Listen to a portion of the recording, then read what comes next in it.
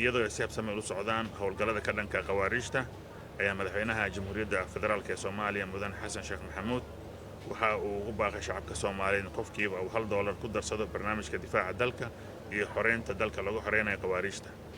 Talaabadan uu madaxweynuhu ku dhawaaqay ayaa loogu talagalay in lagu dardargeliyo howlgallada lagu ciribtirayo qawaariijta iyo in shacabka fursad loo siiyo inay mar kale door weyn ku yeeshaan howlgallada iyadoo awalba ay shacabku qayb ka ahaayeen howlgalladii militari ee socday. Ra'iisul Wasaaraha Xukuumadda Federaalka Soomaaliya Xamza Cabdi Barre ayaa isna magaalada Muqdisho kulan kula yeeshay guddoonka gobolka Banaadir, guddoomiyaasha degmooyinka gobolka, taliyayaasha ciidanka booliska qaranka ee kuwa gobolka iyo mas'uuliyiin ka tirsan hay'adda nabad sugidda ee gobolka Banaadir. Kulankaasi waxaa ra'iisul wasaaruhu uu ku booriyay madaxdaasi inay dardargeliyaan howlaha nabadgelyada iyo xasilinta magaalada Muqdisho, lana yimaadaan qorshayaal cusub oo laga hortagayo qawaariijta naflacaariga ah ee lagu soo jebiyay goobaha dagaalka ee gobollada kala duwan ee dalka. Mas'uuliyiintaasi ayaa ra'iisul wasaaraha u ballan qaaday inay labanlaabi doonaan howlahooda lana imaanayaan iskaashi iyo wada shaqayn lagu xaqiijinayo in laga miro dhaliyo amniga magaalada Muqdisho. dhanka kale sida la socotaan guddiga qaran ee la dagaalanka lacag dhaqidda ee ka hortagga maalgelinta argagixisada National Anti-Money Laundering and Combating Terrorist Financing Committee NAMLEC waxaa shalay taariikhdu markay ahayd 14 bishii February 2023 ay soo saareen qodobo lagu xoojinayo dagaalka lagu ciribtirayo qawaariijta. qodobadaasi oo 10 ka koobnaa ayaa waxaan ku xusi karnaa laba ka mid ah sida in dhammaan shirkadaha isgaarsiinta adeegyada lacagaha mobilka laga dalbaday in ay diiwaangeliyaan macaamiishooda cusub ugu yaraanna in ay sawir faraha ka hayaan macmiil kasta oo loo furayo sim card cusub kuwa hore u haystayna la siiyo muddo 9 maalmood ah in lagu diiwaangeliyo si waafaqsan qodobka 5aad sharciga ka hortagga lacag dhaqidda ee maalgelinta argagixisada. qodobka ugu muhiimsana waxa uu ahaa in muwaadiniinta Soomaaliyeed lagu wargeliyay inay ka fogaadaan tallaabo kasta oo caawin karta qawaariijta gaar ahaan dembiyada lacag dhaqidda iyo maalgelinta argagixisada. lacag dhaqidda iyo maalgelinta argagixisada waa dembiyo waaweyn si waafaqsan qodobada 2 iyo 3aad ee sharciga ka hortagga lacag dhaqidda iyo maalgelinta argagixisada.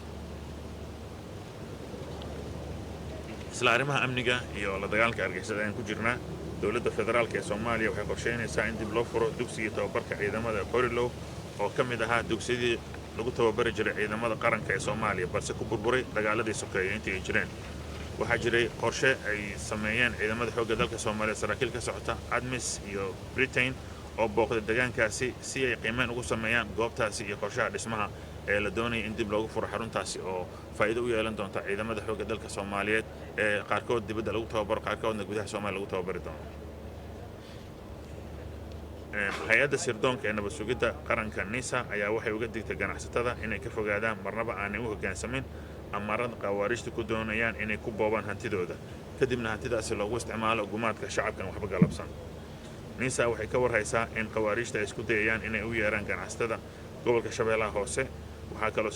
waxaa sidoo kale hay'adda nabad sugidda ay shacabka Soomaaliyeed ugu baaqaysaa inay ka fogaadaan xarumaha qawaariijta ama goobaha ay ka howlgalaan maadaama ay bartilmaameed u yihiin howlgallada socda ciidamada qaranka ay wadaan.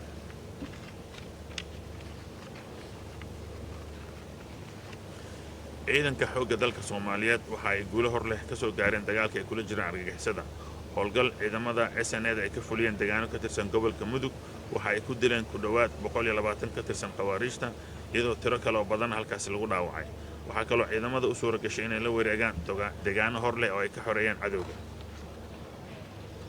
ciidanka qalabka sida iyo saaxiibada caalamiga ayaa iyana howlgal kale waxa ay ku dileen 18 qawaariij deegaanka Sabiid ee gobolka Shabeellaha Hoose ka tirsan dowlad goboleedka Koonfur Galbeed Soomaaliya.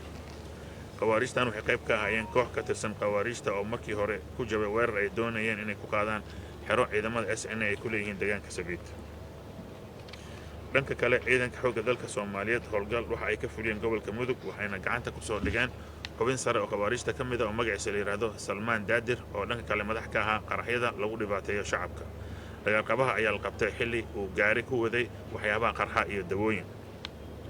isla howlgallada ciidamada xoogga dalka Soomaaliyeed oo kaashanaya daraawiishta Galmudug waxay qawaariijta kala wareegeen deegaano ku yaala dowlad goboleedka Galmudug.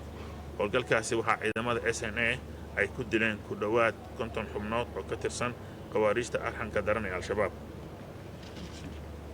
dhinaca kalena ciidamada qalabka sida waxa ay fashileen weerar qawaariijtu ay ku soo qaadeen deegaano ka mid ah gobolka Jubbada Hoose oo ka tirsan dowlad goboleedka Jubbaland. weerarkaasi waxaa qawaariijta looga dilay ilaa iyo 10 qawaariij ah.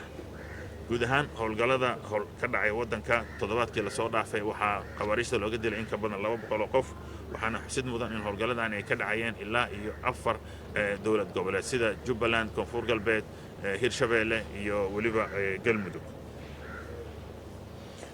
dhinaca ajeendooyinka marka laga soo tago amniga waxaa ka mid ah in madaxweynaha Jamhuuriyadda Federaalka Soomaaliya mudane Xasan Sheekh Maxamuud uu soo gabagabeeyay safar uu dhawaan ku tagay dalka Talyaaniga, halkaas oo kulamo kula yeeshay madaxda dalkaasi uu ka mid yahay madaxweynaha dalka Talyaaniga, wasaaraha Talyaaniga, waxaana madaxweynaha wafdigiisa intii halkaasi ay joogeen ay la sameeyeen wada hadallo wasaarado iyo hay'ado badan oo dalka Talyaaniga ka mid ah.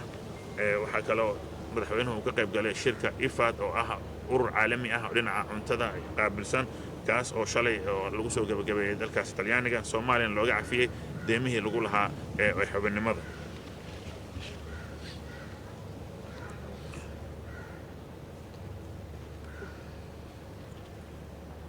dhinaca duulimaadyada waxaa dhawaan shirkadda diyaaradaha ee Fly Dubai oo laga leeyahay dalka Istaga Imaaraadka Carabta ay bilaabi doontaa duulimaad maalinle toos ah oo Muqdisho ah ilaa iyo Dubai. waxaa duulimaadyadaasi ay rasmi ahaan u bilaaban doonaan haddii la yiraahdo 9 bisha soo socota ee March, waxaana la rajaynayaa in 3 bilood kadib la sii kordhin doono duulimaadyadaasi oo wax weyn ka tari doona xiriirka dhaqaale iyo iskaashiga labada dal.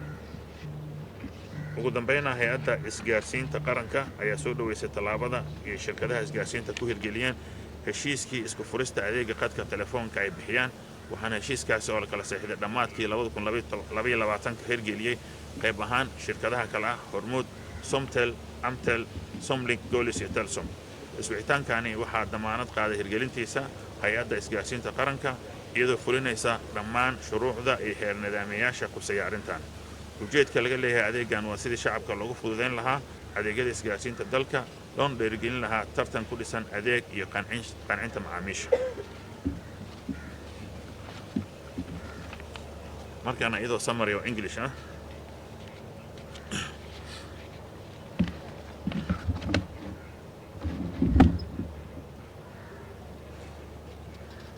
the President of the Federal Republic of Somalia, Dr. Hassan Sheikh Mohamud, called on the Somali people to contribute $1 per person to the National Defense and Liberation Program to help liberate the country from the Kharijist Al-Shabaab.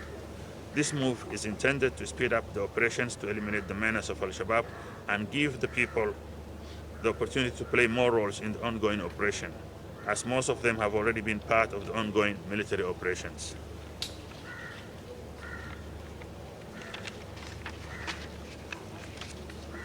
The Prime Minister of the Federal Government of Somalia, His Excellency Hamza Abdi Barre, held a meeting in Mogadishu with the Banadil Regional Administration, the District Commissioners, and the Regional Commissioners and the Regional Security Chief to discuss ways of beefing up the security of the capital. The Prime Minister urged the officials to speed up the security and stabilization of the capital Mogadishu and come up with new plans to prevent the Kharijites from causing any harm to the public. The officials have promised to redouble their activities and apply cooperation and collaboration to ensure the security of the capital Mogadishu. The National Anti-Money Laundering and Combating Terrorist Financing Committee, NAMLEC, yesterday on February 14, 2023, issued provisions to strengthen the fight against the Al-Shabaab. Among the 10 points issued by the committee, we can mention 2 of them as follows. All telecommunication companies and mobile money service providers are required to register their new customers, and at least a photograph and fingerprints must be kept for each customer to register a new SIM card. And those who have already received SIM cards in the past must be re-registered within a period not exceeding 90 days, in accordance with Article 5 of Anti-Money Laundering and Terrorist Financing Act. The committee informs Somali citizens to avoid any action that may help criminals, especially money laundering and terrorist financing. Money laundering and terrorist financing are serious crimes under the 2nd and 3rd articles of Anti-Money Laundering Terrorist Financing Act of the Somali Constitution.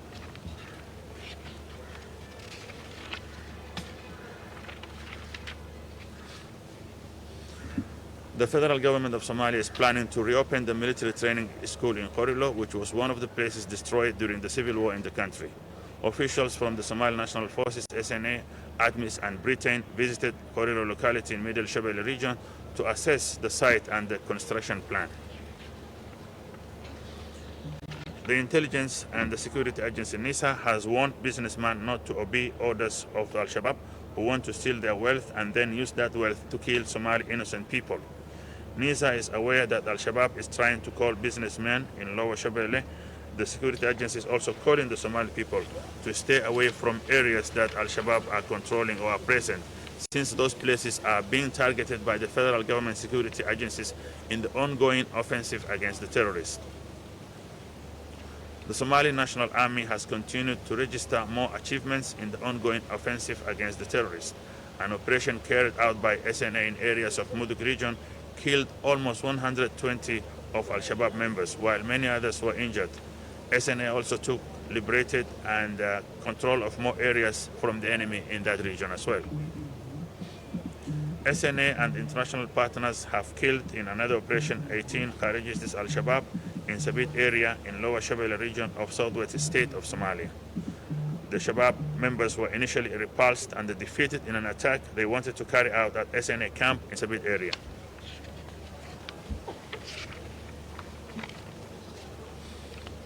In another operation in Mudug region of central Somalia, the Somali National Army captured a senior member of the Kharijis Al-Shabaab by the name Salman Dadir, who was also the head of explosives used to harm the Somali people. The conspirator was caught while carrying explosives and medical drugs. The Somali National Army, SNA, and Galmudug State Local Forces have taken control of Hayat, Nasgami, and other areas previously held by the terrorist group of Al-Shabaab. During the operation, the SNA killed about 50 members of the brutal Al-Shabaab group.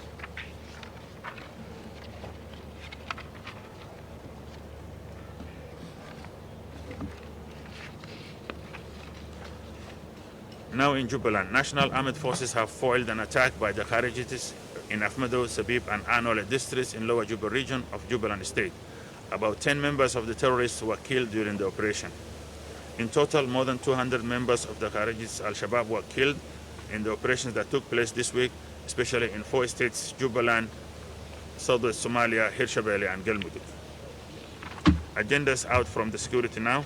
The President of the Federal Republic of Somalia, Hassan Sheikh Mohamud, has ended his visit on Italy, which was an official trip where he had meetings with the leaders of the country, including the Prime Minister and the President of that republic. The President and his delegation held talks with the leaders of Italy regarding the strengthening relations between the two countries.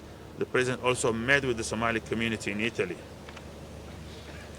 And the UAE-based airliner Fly Dubai will launch direct daily service to Mogadishu Aden International Airport from 9th of March 2023. The carrier will redouble the frequency of flights from 1st June 2023, making it the first carrier to connect Somalia directly with Dubai and the United Arab Emirates. The flights are expected to boost economical ties and cooperation between the two countries. And finally, the National Communication Authority has welcomed the move by the telecommunication companies in the country to implement the agreement of interconnectivity of the telephone line services they provide. The agreement signed at the end of 2022 was partially implemented by Hormuz, Somtel, Amtel, Somlink, Golis, and Telsom companies. This move is supervised by the National Telecommunications Authority, implementing all the regulations in place. The purpose of this service is to make it easier for the public to access telecommunication services in the country and to promote competition based on service and customer satisfaction.